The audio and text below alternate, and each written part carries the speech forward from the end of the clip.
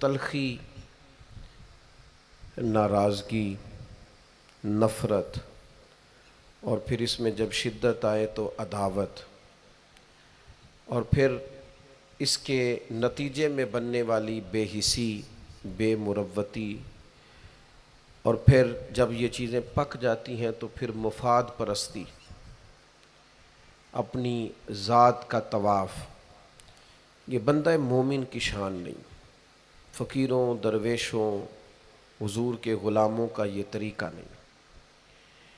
جس طرح آپ اپنے جسم کا کوئی حصہ تھوڑا سا سخت ہو جائے تو محسوس کرتے ہیں نا، یہ زخم بن جائے گا، گلٹی بن جائے گی، یہ آپریٹ کرانا پڑے گا، تو فوراً اس کا علاج کراتے ہیں۔ اسی طرح دل بھی جیسے ہی سخت ہونے لگے، اس میں کوئی کڑواہٹ آنے لگے، کسی جگہ کوئی ترشروئی پیدا ہونے لگے، فوراً اس کا علاج کریں، اپنے ذہن کو سمجھا کے بہلا کے مثبت چیز کی طرف لائیں۔ محبتیں زندگی کے ہر مسافر کے لیے اتنی ہی ضروری ہیں جتنی سانسیں اس کے لیے ضروری ہیں۔ اگر آپ محبت والے نہیں تو آپ کچھ بھی نہیں۔ اقبال فرماتے ہیں بجھی عشق کی آگ اندھیر ہے، اب یہ مسلمان نہیں، یہ خاک کا ڈھیر ہے۔ اپنے اندر وہ حرارت، وہ تازگی ہمیشہ محبت کی قائم رکھیں۔ اللہ سے بھی محبت، رسول اللہ سے بھی محبت، حضور کے ہر صحابی سے محبت۔ اور اولاد رسول کا معاملہ اس طرح کا ہے، ہمارا نا مزاج ہوتا ہے جان چھڑانے کا، فلانا بڑا اچھا تھا، اس کا بچہ اچھا نہیں، تو بھائی قرآن مجید تو کہتا ہے کہ جن کا باپ اچھا ہو ان کی وجہ سے بھی ان لوگوں سے پیار کرنا چاہیے، صرف اتنا ہی کہ باپ اچھا تھا۔ حضرت خضر نے اور جناب موسیٰ علیہ السلام نے دو یتیم بچوں کی دیوار سیدھی کر کے جب کہا گیا جناب یہ تو بے مروت لوگ ہیں، پانی نہیں پوچھا اور آپ ان کی دیواریں بنا رہے ہیں، تو فرمایا وَكَانَ أَبُوهُمَا صَالِحًا، ان کا باپ نیک آدمی تھا۔ تو بھائی انہوں نے یہ تو پوچھا ہی نہیں کہ بچے پڑھے لکھے ہیں کہ ان پڑھ ہیں، جاہل ہیں کہ بے مروت ہیں۔ یہ ہونا چاہیے بچوں کا قابل ہونا۔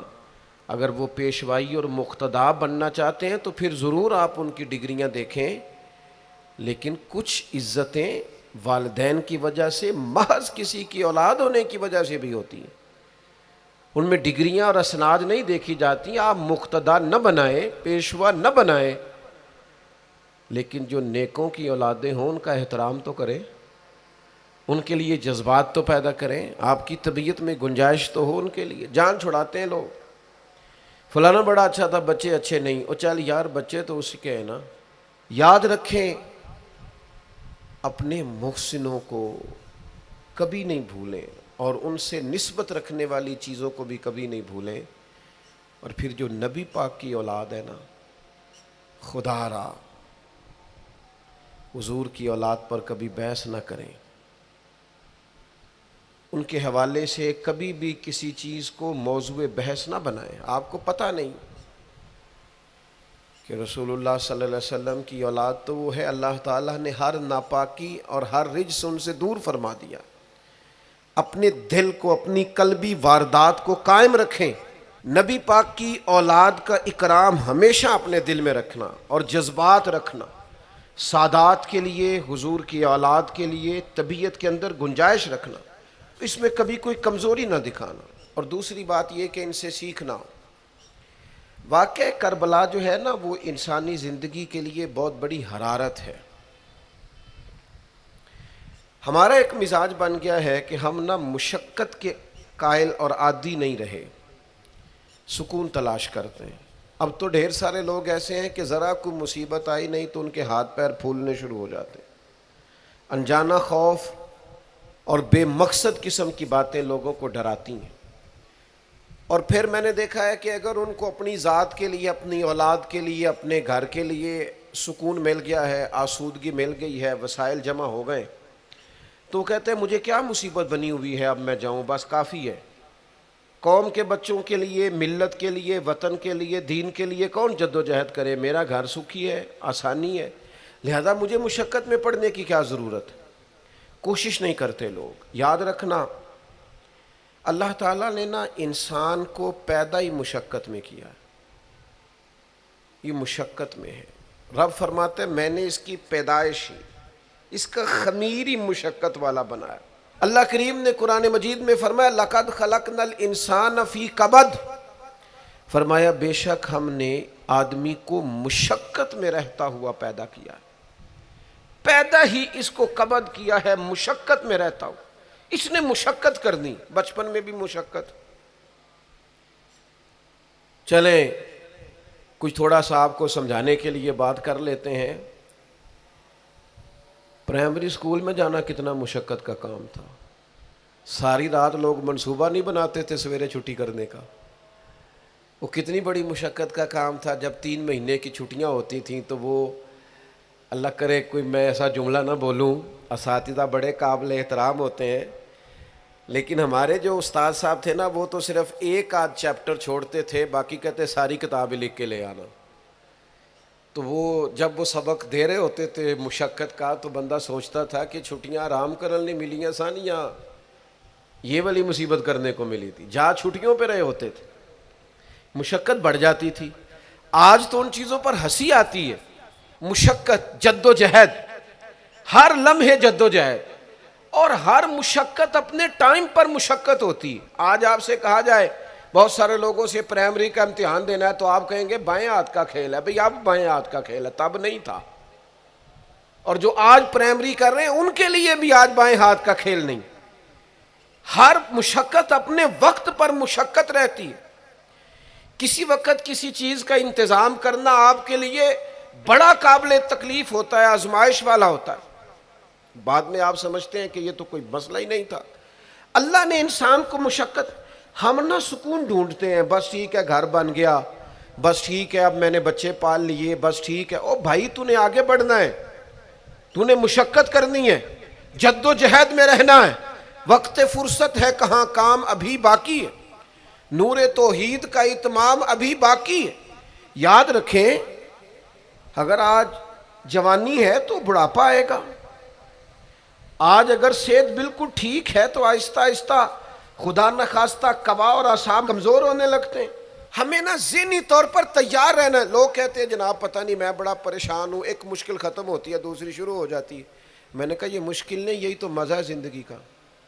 اللہ کہتا ہے میں نے تجھے مشقت میں پیدا کیا ہے، اور تو کہتا ہے کہ آسانی ہو جائے۔ اب یہ تو نہیں نہ ہوگا، جس نے جیسا پیدا کیا ہے بات تو اس قادر مطلق کی چلے گی، تیری نہیں چلے گی جب اس نے پیدا ہی مشقت میں کیا ہے۔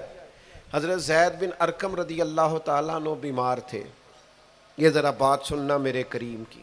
اللہ کے پیارے حبیب علیہ السلام تیمارداری کے لیے تشریف لے گئے تو حضور سید عالم علیہ السلام نے جا کر جناب زید بن ارقم کی طبیعت کو دیکھا تو کمزوری تھی اور وہ پریشان بھی تھے۔ تو حضور علیہ الصلوۃ والسلام کو اللہ تعالیٰ نے غیب کے خزانوں کی کنجیاں عطا فرمائی ہیں۔ قریب مسکرا کے فرمانے لگے زید اس بیماری سے پریشان نہ ہو، اس سے تو آپ نے ٹھیک ہو جانا ہے۔ اس روایت پر خاص غور کرنا کیا کہہ رہا ہوں، فرمایا اس سے آپ نے پریشان نہیں ہونا، اس سے تو آپ نے ٹھیک ہو جانا ہے، مسئلہ ہی نہیں۔ ہاں اس کے بعد ایک وقت آئے گا آپ کی آنکھوں کی بینائی رخصت ہو جائے گی اور عمر بھی آپ کی لمبی ہوگی، یعنی ایک بڑھاپا، ایک نظر چلی جائے گی۔ اب آپ یہاں غور کریں سرکار تربیت کیا کر رہے ہیں۔ حضور فرما رہے ہیں یہ جو مشکل ہے یہ تو گزرنے والی ہے، اس کے بعد جو مشکل آنے والی ہے وہ اس سے بڑی ہے۔ فرمایا زید اس کے بعد آپ کی بینائی چلی جائے گی اور عمر بھی لمبی ہوگی، تو بتائیے اس وقت کیا کریں گے۔ تو حضرت زید بن ارقم رضی اللہ تعالیٰ عنہ عرض کرنے لگے یا رسول اللہ میں اللہ کی رضا پر ثواب کی نیت سے صبر کروں گا۔ معنی کیا ہے، دکھ قبول محمد بخشا راضی رہن پیارے۔ ٹھیک ہے اگر بینائی جائے گی اور بڑھاپا آئے گا تو قبول کریں گے، رب کی رضا کے لیے ثواب کی نیت سے صبر کریں گے۔ ایسے بھی کبھی دنیا میں میدان لگتے ہوں گے کہ بیماری آئے گی، بتایا جا رہا ہے اور پوچھا جا رہا ہے کہ تو کیا کرے گا، تو بتا رہے یا رسول اللہ صبر کروں گا، تو نتیجہ بھی وہیں بیان ہو رہا ہے، یعنی سارا سودا نقد و نقد۔ اسی وقت ہتھیلی پہ سرسوں جم رہی ہے، حضور نے فرمایا کیا کرو گے؟ یا رسول اللہ صبر کروں گا اللہ کی رضا کے لیے ثواب کی نیت سے۔ تو حضور فرمانے لگے اگر تو صبر کرے گا تو پھر نتیجہ سن، اللہ تجھ سے حساب نہیں لے گا، بغیر حساب ہی جنت عطا کر دے گا۔ او میرے بھائی، ایک مشکل سے آپ گزر گئے، اب آپ کو اگلی مشکل کے لیے تیار رہنا ہے۔ بدر ہو گیا، معرکہ بدر ہو گیا، بہت بڑی کامیابی سمیٹ کے مسلمان لوٹ آئے، پورے کفر پر دھاک بیٹھ گئی، بڑے بڑے موٹے کافر سارے بدر میں مارے گئے، ابو جہل مارا گیا، عتبہ عتیبہ مارے گئے، چوٹی کے کافر مارے گئے، تو کیا اس کے بعد پھر معاملہ ختم ہو گیا؟ اتنی بڑی فتح سمیٹ کر مسلمان آئے، لیکن تھوڑے ہی عرصے کے بعد احد میں جانا پڑا۔ بھئی آپ تو فتح یاب ہو گئے، کامران ہو گئے، اور اس وقت 313 تھے، اب تو 1000 تعداد ہو گئی، لیکن اس کے بعد جو مشکل آئی اس سے بڑی آئی۔ 70 صحابہ شہید ہوئے، سعد بن ربیع شہید ہوئے، حضرت عبداللہ بن جہش شہید ہوئے، حضرت امیر حمزہ کا سارا وجود کاٹ دیا گیا، آنکھیں نکال دی گئیں، ہونٹ کاٹ دیے گئے۔ اس کے بعد جو مشکل آئی اس سے بڑی تھی، صبر سے برداشت کی۔ حالات ٹھیک ہو گئے؟ نہیں، خندق تیار ہے، معرکہ تیار ہے، اور قحط کا زمانہ اور کڑاکے کی سردی، بھوک کا یہ عالم کے لوگوں نے پیڑ پہ پتھر باندھ لیے، لیکن خندق کھودنی ہے، میدان میں رہنا ہے۔ یہ معاملہ ختم ہوا تو کیا بات دب گئی؟ عمرے کے لیے گئے تو انہوں نے حدیبیہ میں روک لیا۔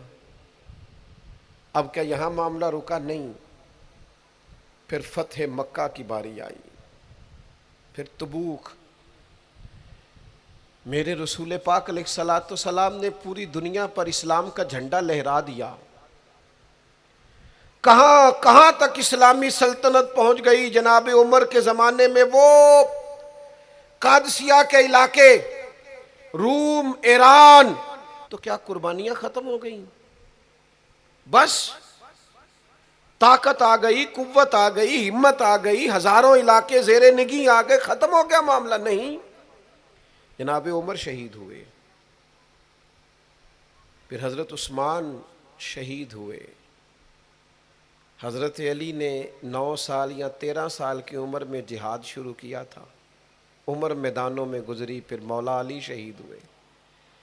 اب کیا آسانی ہو گئی، آسودگی ہو گئی؟ نہیں، یہاں تو باریاں ہیں امتحان دینے کی۔ امام حسن کی باری آئی تو زہر دے دیا گیا، انتڑیاں کٹ کٹ کے گرنے لگیں، اور حسن ابن علی کا جب جنازہ اٹھا تو سب سے زیادہ رو رو کے پلو سید عائشہ صدیقہ کا بھیگ گیا، اور جو سب سے زیادہ ستاتا تھا مروان، وہ بھی ایک نکر میں کھڑا ہو کے رونے لگا۔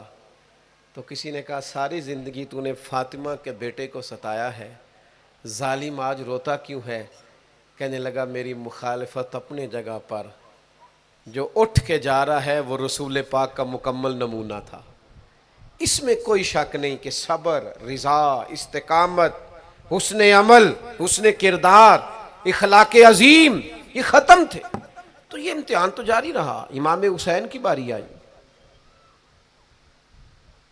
چھوٹے تھے، زیادہ لاڈلے تھے، زیادہ پیارے تھے۔ کچھ لوگ ایک کا لاڈ دیکھتے ہیں، کچھ کئیوں کے لاڈ دیکھتے ہیں۔ نانا کا بھی لاڈ دیکھا، اور والدہ کا بھی دیکھا، والد کا بھی دیکھا، بہنوں کا بھی دیکھا، بڑے بھائی کا بھی دیکھا۔ حسین سب سے لاڈلے تھے۔ حسن کی بھی کیا بات ہے، امام علی مقام کی کیا بات، پر امام حسین سب کے لاڈلے تھے۔ لیکن جب امتحان دینے کی باری کربلا میں آئی تو اکیلے کھڑے تھے، نہ پشت پر نانا، نہ ہاتھ میں شیر خدا کی انگلی، نہ پلٹ کے جا کے ماں کے پلو میں چھپنے کا موقع، نہ حسن موجود ہے کہ بڑے بھائی سے مشورہ لے لیا جائے، کوئی نہیں۔ یہ کون ہے اٹا ہوا، غبار میں اٹا ہوا؟ یہ نبی کا نور عین ہے، یہ بالیقین حسین ہے اکیلے، اور باقی جتنے تھے وہ سارے چھوٹے تھے۔ وہ بڑا مشکل کام ہو جاتا ہے جب آپ سب سے بڑے ہو جائیں اور صرف آپ کو تسلی دینی ہے، صرف آپ کو دوسروں کو سنبھالنا ہے، وہ بڑا مشکل مرحلہ ہوتا ہے۔ لیکن امام حسین نے اس مشکل مرحلے کو اس طرح گزارا کہ وہ بڑے تھے نا، بس اتنا کہوں گا کہ حسین وہاں پر شکر کرتے تھے جہاں پر صبر مشکل تھا، وہاں پر شکر کرتے تھے جہاں پر صبر مشکل تھا، جہاں صبر مشکل سے ہوتا ہے وہ وہاں گردن جھکا کے کہتے تھے آمنا وصدقنا، ٹھیک ہے دکھ قبول محمد بخشا، بس راضی رہن پیارے۔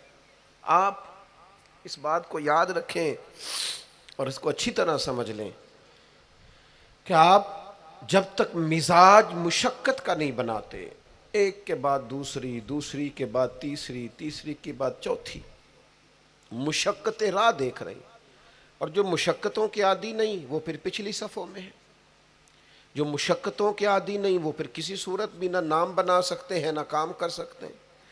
جس کو آرام کرنا ہے، جس کو سکون سے سونا ہے، وہ منزل نہیں پا سکتا۔ آپ کو آگے بڑھنا ہے، آپ کو جد و جہد کرنی ہے، آپ کو کوشش کرنی ہے، آپ کو باہمت رہنا ہے۔ حضرت عمر سے کسی نے کہا تھا کہ میں آپ سے ملنا تو چاہتا تھا پر دوپہر کا ٹائم تھا، میں آیا نہیں، کہیں آپ سو نہ رہے ہوں۔ تو جناب عمر رو پڑے، فرمانے لگے سویا کرتا تھا کبھی، جب سے ابو بکر یہ چابیاں میرے ہاتھ میں دے گئے ہیں نا، تو دن کی بات کرتا ہے میں رات کو نہیں سو پاتا، اٹھ اٹھ کے حضور کی امت کی خبرگیری کرتا ہوں، رت جگہ میرا نصیب بن گئے ہیں، آنکھوں کی نیند رخصت ہو گئی ہے، لہجوں میں آرام نکل گیا ہے۔ اور بھائی جب آپ کو جد و جہد کرنی ہے، جب آپ کو آگے بڑھنا ہے، ذہن بناؤ یار، طبیعت بناؤ، آگے بڑھنا ہے، مشقت کرنی ہے، نیند تھوڑی کم لینی ہے، زبان کے ذائقے مزے کے کھانے تھوڑے کم کرنے۔ ہم نے اپنی مرضی سے وہ لیٹے ہیں، وہ آرام کر رہے ہیں، اس سے تھوڑا اٹھ کر سوچنا۔ امام علی مقام کا پیغام یہ ہے کہ تو بڑا تب بنے گا جب تیری زندگی محنت والی، کوشش والی، جد و جہد والی ہوگی۔ اور پھر اس کے بعد کیا کرنا ہے؟ ایک کوشش کرنی ہے، اس کے بعد اگلا کام یہ ہے کہ جہاں رب رکھے نا وہاں رہنا بھی ہے، اس کی رضا پہ۔ جب آپ مسلمان ہوتے ہیں نا، کلمہ پڑھتے ہیں، تو ہم اعلان کرتے ہیں آج کے بعد فیصلے میرے نہیں چلیں گے، فیصلے اللہ کے چلیں گے۔ لیکن پریشانی پتہ کب ہوتی ہے؟ جب ہم فیصلہ اپنی مرضی کا مانگتے ہیں۔ او بھائی جب تو مالک کا غلام ہے، بندہ ہے، تو پھر دکھ کس چیز کا نام ہے؟ کسی درویش نے کہا تھا دکھ کس چیز کا نام ہے کہ اللہ کی مرضی اور ہے اور تیرا ارادہ اور ہے۔ تو کہتا ہے بات اس طرح بنے جس طرح میں چاہتا ہوں، اور رب کہتا ہے نہیں میں نے فیصلہ کر لیا ہے، پھر تو دکھی ہوتا ہے۔ سکھی بھلا کون ہوتا ہے؟ جو رب کر دے وہ کہے بالکل ٹھیک ہے، وہ کہے بالکل۔ اور قرآن مجید نے اسے بیان کیا، رضی اللہ عنہم ورضوا عنہ۔ یہ کربلا کا دوسرا پہلو، ایک پہلو مشقت جد و جہد، ایک پہلو یہ کہ رضی اللہ عنہم ورضوا عنہ۔ اللہ کہتا ہے میرے بندوں کی شان یہ ہے کہ اللہ ان سے راضی ہے اور وہ اللہ سے راضی ہے۔ اللہ ان سے راضی ہے اور وہ بھی راضی ہیں اللہ سے۔ اللہ نے جہاں رکھا ہے وہ اللہ سے، ایک پہلو یہ ہے کہ اللہ راضی ہو جائے، ایک پہلو یہ ہے کہ بندہ راضی ہو جائے۔ رب فرماتا ہے ذالک الفوز العظیم، وہ اللہ سے راضی، اللہ ان سے راضی، یہ بہت بڑی کامیابی ہے۔ امام محمد غزالی رحمۃ اللہ علیہ سے کسی نے کہا تھا زیادہ مشکل کیا ہے، اللہ کا راضی ہونا کہ بندے کا؟ تو امام صاحب فرمانے لگے رب تو مہربان ہی بڑا ہے، بڑی جلدی راضی ہو جاتا ہے۔ دو صرف آنسو بہائے، سچی توبہ کے مالک راضی ہے۔ کسی غریب کی مدد کر دے اخلاص سے، اللہ راضی ہے۔ اللہ تو جلدی راضی ہو جاتا ہے، مشکل یہ ہے کہ بندہ نہیں راضی ہوتا۔ یہ اس نے ہر روز ایک نئی امید لگائی ہوئی ہے، ہر روز اس کا نیا رنگ ہے، یہ راضی نہیں ہوتا۔ حضرت موسیٰ علیہ السلام نے اللہ کی بارگاہ میں عرض کی، مالک میری قوم یہ عرض کرتی ہے کہ تو بتا تو ہم سے کیسے راضی ہوگا۔ حضرت موسیٰ اپنی قوم کی عرض لے کر مالک کی بارگاہ میں کوہ طور پہ حاضر ہے۔ او یارو اسے دل کی تختی پہ لکھ لینا۔ عرض کی مالک میری قوم کہتی ہے رب کریم کے حضور عرض کریں کہ ہمیں بتائے ہمارا رب ہم سے کیسے راضی ہوگا۔ تو حضرت کلیم کہتے ہیں جب رب کی بارگاہ میں عرض کیا تو مالک نے فرمایا ان سے جا کے کہو وہ مجھ سے راضی ہو جائیں، بس وہ راضی ہو جائیں میں بھی ان سے راضی ہو جاؤں گا۔ حضرت سیدنا عبداللہ ابن عمر رضی اللہ تعالیٰ عنہ کا صاحبزادہ بڑا سخت علیل ہو گیا۔ بچے بیمار ہو جائیں تو تکلیف بڑی ہوتی ہے انسان کی طبیعت کو۔ حضرت عبداللہ ابن عمر کے بیٹے بڑے سخت علیل ہو گئے۔ جناب عبداللہ ابن عمر بڑے پریشان ہیں، کبھی ادھر جاتے ہیں کبھی ادھر جاتے ہیں، اس حکیم کے پاس اس طبیب، سخت پریشان۔ آپ کے دوست احباب دیکھتے کہ حضرت عبداللہ ابن عمر بڑے سخت آزمائش میں، بیٹے کا انتقال ہو گیا، صحت نہ ہو سکی، اللہ کا حکم آ گیا۔ اب یہ جو انتقال ہے یہ ظاہر ہے بیماری سے زیادہ مشکل کام ہے، بیٹا چلا ہی گیا ہے۔ لیکن وہ لوگ کہتے ہیں جب ہم بعد میں تعزیت کرنے کے لیے گئے تو جناب عبداللہ ابن عمر کو بڑا مطمئن دیکھا۔ تو ہم نے عرض کی کہ حضور اس وقت تو وہ صرف بیمار تھا تو آپ زیادہ تسلی میں نہیں تھے، اور اب آپ بڑے تسلی میں محسوس ہوتے ہیں، وجہ؟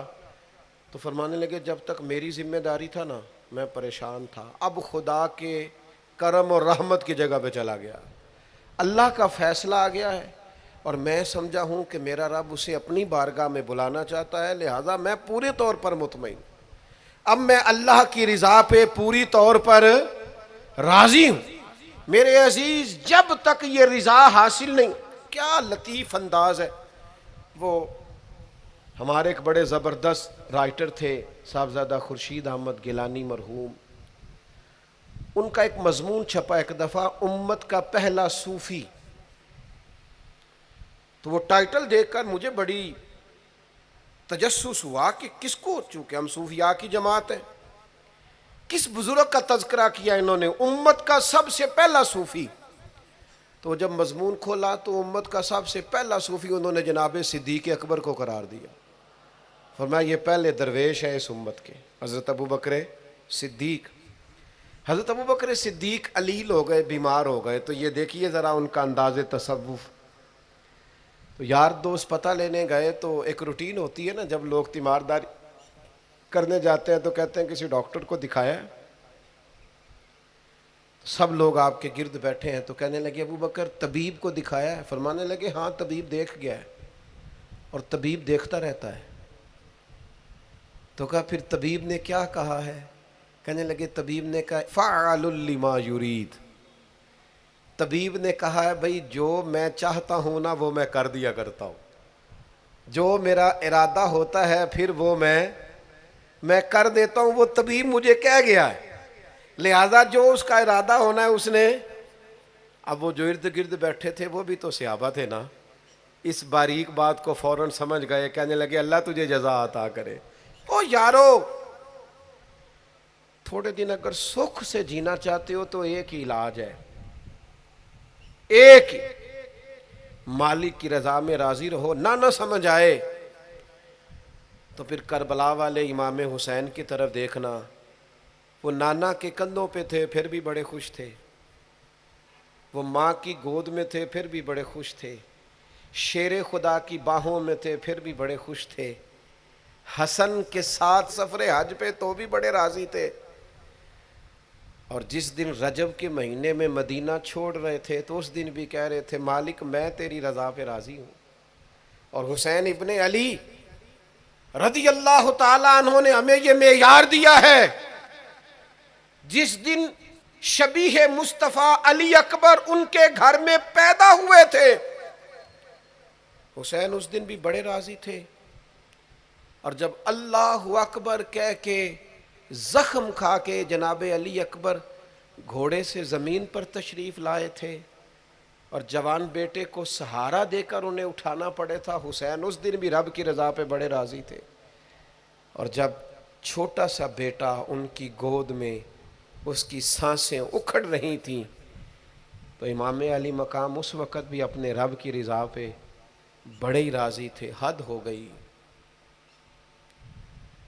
جس گلے کو محبوب چومتے تھے اس وقت بھی حسین راضی تھے، اور جب اسی گلے پہ خنجر چل رہے تھے تو امام علی مقام نے یہ نہیں کہا کہ مالک میرا اتنا امتحان، آخر میرے مسئلے کب حل ہوں گے، میری مشکلات کب حل ہوں گی، آخر کس وقت، یہ نہیں فرمایا، بلکہ یہ سارا کچھ سہ کے دونوں ہاتھ زمین پہ بچھا کے سجدہ شکر ادا کر کے کہا مالک جہاں تو رکھے حسین وہاں راضی ہے۔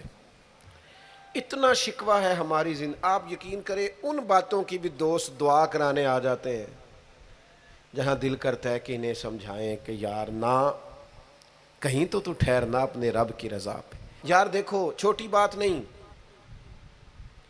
حضرت انس بن مالک کہتے ہیں 10 سال میں نے نبی پاک کے گھر میں نوکری کی ہے، 10 سال، 10 سال، 1 سال کے بعد لوگ اکتا جاتے ہیں، سارا پتہ چل جاتا ہے، اس کے بعد وہ چاہتے نہیں رہتی، بندہ پرانا ہو جاتا ہے، اکرام احترام الا ماشاءاللہ وہ نہیں رہتا۔ فرماتے ہیں 10 سال حضور کے گھر میں نوکری کی، پورے 10 سال ایک دفعہ بھی رسول پاک نے اف نہیں کہا۔ فرماتے ہیں ایسا نہیں کہ کبھی کوئی ایسی بات نہیں ہوئی جس سے حضور ناراض ہوں، کئی دفعہ ایسے موقع آئے، حضور نے کسی کام سے بھیجا، میں جا کے بچوں کے ساتھ کھیلنے لگا، محبوب آئے، میں ڈر گیا، لیکن حضور نے کچھ بھی نہیں کہا، مسکرا کے فرمایا تمہیں کام بھیجا تھا کر کے کیوں نہیں آئے؟ او یار آپ ٹھہریں تو صحیح، استقامت تو ہو، ذرا ذرا سی بات پہ بلبلا اٹھنا، تڑپ جانا، ہر چیز سے الجھ جانا، یہ بندہ مومن کی شان نہیں۔ طاقتور زندگی گزارو، طاقتور، ایک تو یہ کہ مشقت کرنی ہے، دوسرا اللہ کی رضا پہ راضی رہنا، اور تیسری بات یہ سوچیں کبھی ذاتی قسم کی نہیں بنانی، سوچیں ملی قسم کی، قومی آفاقی سوچیں۔ اتنے دوست ہماری خانقاہ سے وابستہ ہیں، یہاں کسی آستانے سے وابستہ ہیں، کچھ ہمارے پاس مدرسے میں پڑھتے ہیں، کہیں بھی آپ پڑھتے ہیں، آپ کی سوچیں جب تک ملی اور قومی نہیں ہوتی، آپ بہت زیادہ بھی باصلاحیت ہیں تو آپ کوئی کردار نہیں ادا کر سکتے۔ آپ کو اللہ نے جو صلاحیت دی ہے وہ دین کے لیے خرچ کریں، کوئی بھی صلاحیت ہے آپ کی، عزیز وسیع الظرفی وسیع المشرب، آپ اپنی صلاحیت سے قومی فائدہ کریں۔ آپ کیا مطلب ملی باتیں، چھوٹی باتیں، چھوٹا سا ذہن، چھوٹی سی بات، آپ وسیع بات کریں۔ امام بخاری لکھ گئے، ایک مخصوص فقہ کے مقلد تھے امام صاحب، لیکن انہوں نے بخاری میں یہ رنگ نہیں اختیار کیا کہ جو کسی اور مسلک پر چیزیں دلائل کرتی ہیں، فقہ کے مسلک کی بات کر رہا ہوں، کسی اور مشرب پر تو میں نے لینی نہیں۔ انہوں نے کام کیے تو قومی سطح کے کیے، چھوٹے چھوٹے ذہن، چھوٹی چھوٹی باتیں۔ ہمارا ہی مدرسہ نہیں، دنیا میں مدرسے، ہماری خانقاہ نہیں، دنیا میں خانقاہیں۔ ہم اگر ایک دوسرے سے لوگوں کو توڑنے لگیں گے تو ملی کام نہیں ہوگا۔ ہم گھر نہیں بنانا چاہتے، ہم رسول اللہ کا دین تعمیر کرنا چاہتے ہیں، دین اس امت کے اندر لانا چاہتے ہیں، نافذ کرنا چاہتے ہیں۔ تو ہم تو تھوڑے سے لوگ ہیں کام کرنے والے جو پوری دنیا میں کام کر رہے ہیں، کہیں بھی کوئی کام کر رہا ہے، ہم نبی پاک کا دین لانا چاہتے ہیں تو ہم تو ہر ایک کو سپورٹ کرتے ہیں، جو تھوڑا سا بھی کام کر رہا ہے اسے سپورٹ کرتے ہیں۔ میری آپ سے گزارش ہے، جس کاز کے لیے امام حسین نے جان دی تھی نا، اس کاز پر کام کرنے کی ضرورت ہے۔ اب کیا کرنے کی ضرورت ہے؟ اب وہ پیغام جو امام علی مقام کا پیغام ہے، دین کے لیے کام کریں، بے حیائی کے خلاف، عریانی کے خلاف، بے دین قوتوں کے خلاف، لوگوں کو سکون ملے گا، انہیں قائل کریں کہ سکون تمہیں نماز میں ملے گا، عبادت میں ملے گا، دیانتداری میں سکون ہے، قناعت میں سکون ہے، عزت نفس اور خودداری میں جو تمہارے لیے اللہ نے رکھا ہے اس میں سکون ہے، لوٹ کے کھاؤ گے تو سکون نہیں ملے گا۔ میرے بھائی، اس سارے پیغام کو عام کرنے کی ضرورت ہے، پھیل جائیں دنیا میں، اور جس طرح اپنے حق میں لوگوں کو قائل کرتے ہو نا، کوئی مجبوری بن جائے، اس طرح لوگوں کو دین کے حق میں قائل کریں، منت کر کے بے نمازی کو نمازی کریں، منت کر کے جو دین سے دور ہے اسے دین کے قریب کریں۔ آپ کوشش کریں کہ فروغ دین ہو، جہاں مسجد نہیں تعمیر مسجد میں کردار ادا کریں، اپنے لہجوں سے ہر تھکاوٹ اتار کے آگے بڑھو، ملی قومی سوچیں پیدا کرو۔ ہم نے اس وطن کو بھی تعمیر کرنا ہے، دین کے لیے ہم نے اپنے آپ کو پیش کرنا ہے جس حد تک ہو سکے، اور دین کی تبلیغ کا سب سے بہترین طریقہ یہ ہے۔ امام جعفر صادق سے کسی نے کہا تھا میں دین کی تبلیغ کرنا چاہتا ہوں، کیا کروں؟ پیغام امام حسین کانفرنس میں بات ختم کرتے وقت امام حسین کے پوتے کی بات سنا رہا ہوں، کہا حضور دین کی تبلیغ کرنا چاہتا ہوں، کیا کروں؟ فرمانے لگے دین پہ عمل کرنا شروع کر دے، یہ دین کی تبلیغ۔ آپ کا اچھا اخلاق یہ دین کی تبلیغ، آپ کا معاف کرنے کا جذبہ یہ دین کی تبلیغ، آپ کی خیر خواہی لوگوں کا بھلا کرنا یہی دین کی تبلیغ۔ صرف تقریر سے تبلیغ نہیں کریں آپ کا عمل اور کردار یہ دین کی تبلیغ ہے۔ آپ اپنا انداز زندگی بدل جائیں، انداز خوبصورت کر جائیں، یہ دین کی تبلیغ شروع ہو جائے گی۔ 3 باتیں آپ کی خدمت میں رکھی ہیں اس پورے گفتگو کا نتیجہ۔ ایک تو زندگی مشقت والی، محنت والی، جد و جہد والی۔ یہ جو نوجوان آرام ڈھونڈتے ہیں نا، سکون، اقبال کہتے ہیں لہو مجھ کو رلاتی ہے جوانوں کی تن آسانی، یہ تیار ہو جائیں۔ مشقت، جد و جہد، کوشش، اور دوسری بات اس کوشش کے بعد بھی رب جو فیصلہ کرے رب کے فیصلے پر راضی رہیں، مقام تسلیم و رضا والی زندگی گزاریں۔ اور تیسری گزارش، سوچیں سطحی نہیں، ذاتی نہیں، عالمی سوچیں۔ میں بڑے درد سے یہ بات عرض کروں، لوگ اپنی ذات کے لیے دین کا استعمال کرتے ہیں، اپنی ذات کے لیے۔ جو میرا ذاتی مخالف ہے میں اسے یزید کہہ دیتا ہوں، میرا ذاتی مخالف۔ ہمارا ذاتی مخالف ہوتا ہے ہم کہتے ہیں بے ایمان ہو گیا۔ او خدا کے بندے، تیرے سے اختلاف ہوا ہے تو اسے یزید تو نہ بنا، اتنی بڑی لعنت کا توق تو نے گلے میں ڈال دیا۔ اگر وہ یزید ہے تو اپنے آپ کو کیا سمجھتا ہے؟ اپنا پھر تو نے درجہ کیا بن؟ اتنی جلدی نہیں، قومی سوچیں پیدا کریں، کوشش کریں کہ آپ ملی کام کریں، آپ لوگوں کو جوڑیں۔ آفاقی تعلیمات ہیں اسلام کی، ان آفاقی تعلیمات میں آپ اپنا وقت گزاریں گے تو آپ محسوس کریں گے زندگی بڑی خوبصورت ہو گئی۔